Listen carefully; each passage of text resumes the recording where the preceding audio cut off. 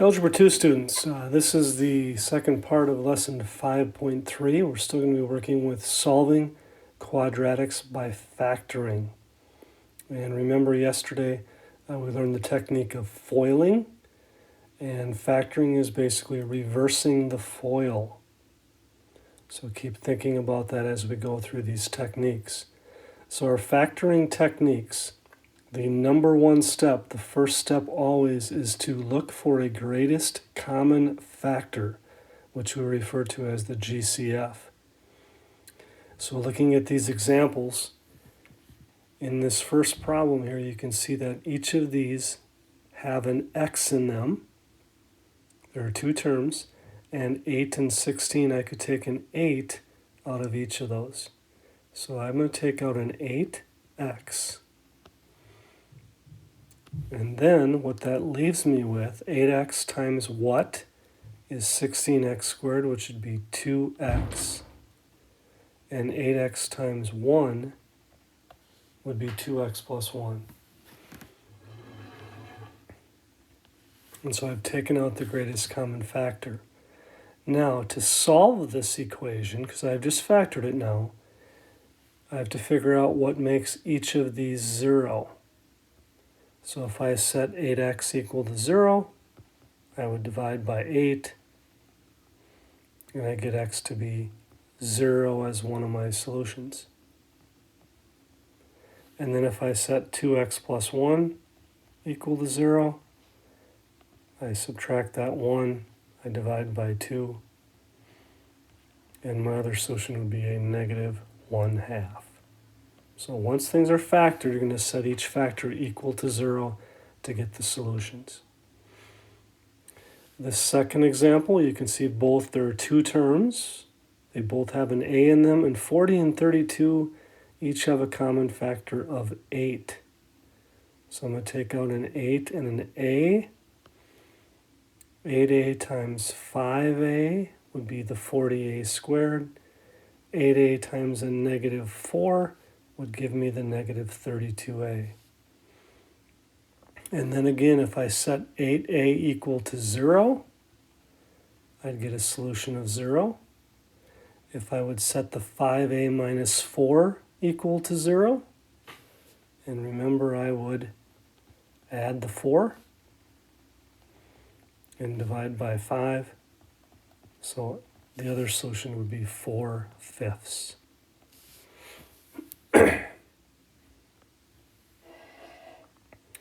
Second step is going to be to look for a special product. And the reason for this, these special products are going to be easier to factor for you. The first one we're going to look for is difference of squares. So things to think about. It's going to have two terms, only two. It is difference, so it's going to have a subtraction sign for sure. And then we're talking about the perfect squares. Remember, those perfect squares are numbers like 1, 4, 9, 16, 25, 36, 49, 64, 81, 100 are the first 10. So if you have something like 4, and then we're always going to have a squared in there, or something to the 4th power, something even, or 4x squared minus, let's say, 49. This would be an example of difference of two squares. Now, why they are easy to factor is when we start reversing the FOIL to get 4x squared from our first terms, 2x and 2x, see we're using the square roots, and then the 49 would be 7 and 7, and then we have to have different signs because of the negative 49. All right, so here's a couple examples of difference of squares. This one I look at, I have two terms.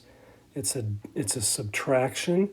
This is like a 1 there, so 1 and 9 are both perfect squares. So to factor this, I make my two sets of parentheses. To get the x squared, I would need x and x. The square root of 9 would be 3 and 3. And remember, difference of squares, different signs. My solutions then would be positive 3 and negative 3. This next example is difference of squares. I have two terms separated by a subtraction, 4x squared minus 25. I have 2x and 2x, 5 and 5. Difference of squares, different signs.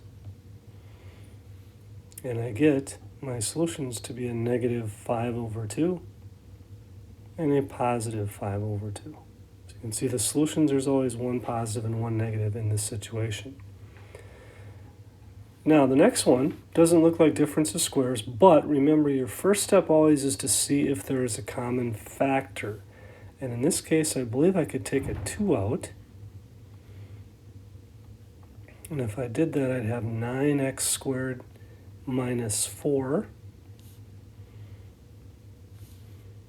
And now this is difference of squares. So it'd be 3x and 3x minus 2 and plus 2. My solutions would be positive 2/3 and negative 2/3. So remember that first step is always greatest common factor. The other special product we're going to talk about is a perfect square trinomial. Now, trinomial means we got to have three terms. It's going to begin and end with a perfect square. And remember that list of perfect squares that we just discussed. So in this first example, this is like a 1 there. So I do have three terms. 1 is a perfect square and 9 is. So I'm thinking this is a perfect square trinomial. To get the x squared from my first terms, I would need x and x. And then I've got a positive 9 here is what I look at next. The square root of 9 is 3, the same. And they're both going to be whatever this middle sign is. So I'm going to have plus and plus, 3 and 3. Now, checking this, I'm going to check because remember this middle term needs to be my outsides and insides. My outside is 3x, my inside is 3x. 3x and 3x does give me 6x. Now you can see that this could be written like this.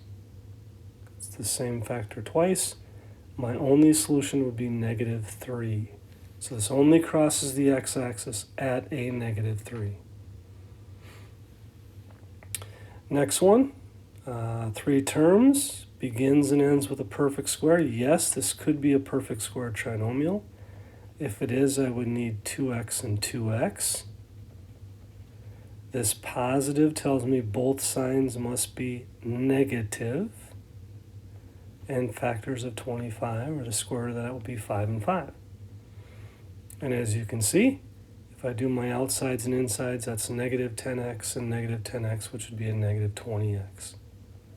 Solutions then would be a positive 5/2 twice, because I could write that as 2x minus 5 squared.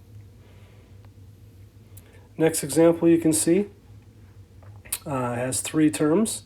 Doesn't begin in a perfect square, but remember, first step, always common factor. I could take a 2 out of all these. So I'm dividing each of these terms by 2. And then you can see that this could very well be a perfect square trinomial. If it is, it would be 3x and 3x, 5 and 5. Both signs must be positive. And my solution would be a negative 5/3.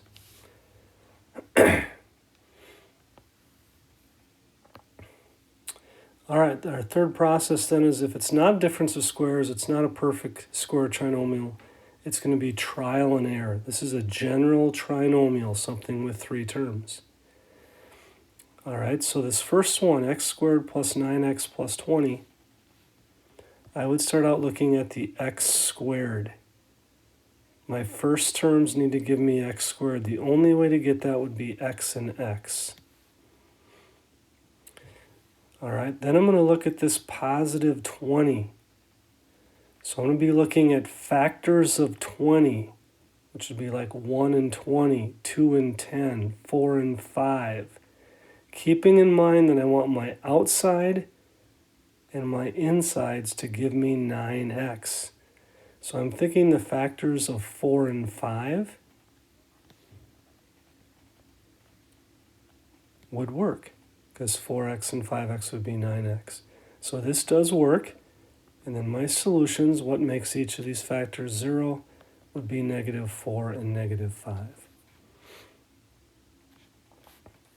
Here's another example. It's not a perfect square triangle because the 30. So I'm going to start with the x squared. I got to have x and x. Now I look at the plus 30. That plus tells me both must be negative signs. And now I'm looking for factors of 30. And I got to get my outsides and inside terms to be -11. One of those factors would be 6 and 5. Because you can see this would give us a -11x. Solutions then would be +6 and +5. This last example in this video, you can see that we start out with 15x squared. So now, how do I get 15x squared from my first terms? One possibility is 3x and 5x. So I multiply those, I get 15x squared. That's only one possibility. You know, you could have 15x and x. So this is where that trial and error comes into play. Now we're looking at this +1. Remember, this positive tells me both signs must be whatever this is. So we have to both be negative. And then factors of 1, there is no option. The only way is 1 and 1. If I check this, my outsides is -3x, my inside is -5x. That does give me a -8x. So it does work. I don't have to worry about this one. And now my solution would be +1/3 and a +1/5. That's trial and error. There will be another video here showing more examples from the 5.3 study guide.